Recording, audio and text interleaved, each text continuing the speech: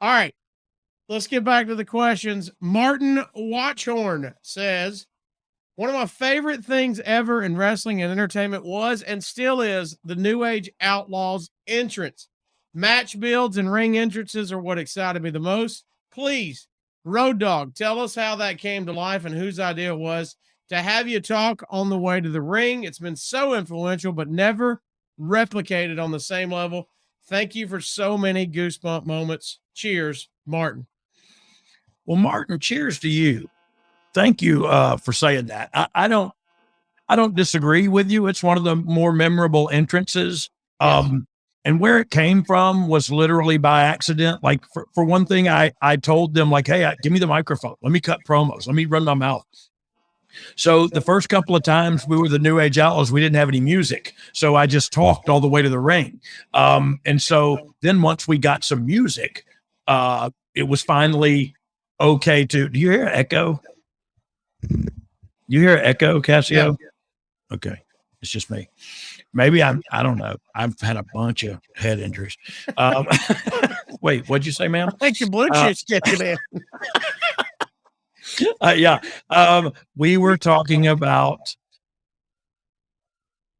this is your, we're talking about how influential, how your intro came about. Oh, yes.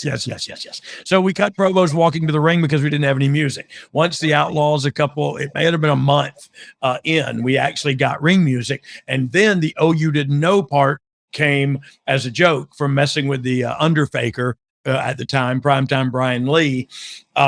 And so we were just messing around backstage, and we used to say back then all the time, "Oh, you better page somebody. Oh, you didn't know, you better fax somebody." You know what I mean? Whatever of the time was. But so I said, I'm going to say that at a live event. I told him I was going to say that on the microphone. He's like, no, you're not. No, you're not. I said, yes, I am. So I said it at a live event one time to the music and then cut the promo down. And it was like it was meant to be. You know what I mean? The timing was there. Everything just felt right. And it was the one thing, like you still know the guitar riff, down, down, down, down. You know what I mean? Like that's, I guess that's as impactful as the "Oh, you didn't know," but I feel like the "Oh, you didn't know," like that's the real attention getter.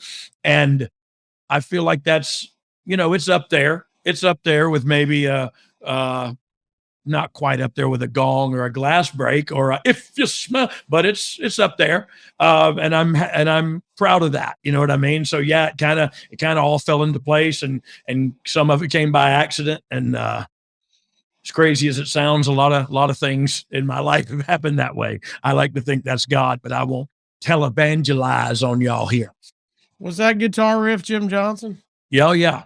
Look, Jim Johnson did great. Did a bunch of great songs and stuff. Like he was awesome. I'd love to have him on the podcast one day, because we did the With My Baby Tonight. I spent a lot of time with Jim in '95, right? Not writing, but singing and producing that song. It was a blast.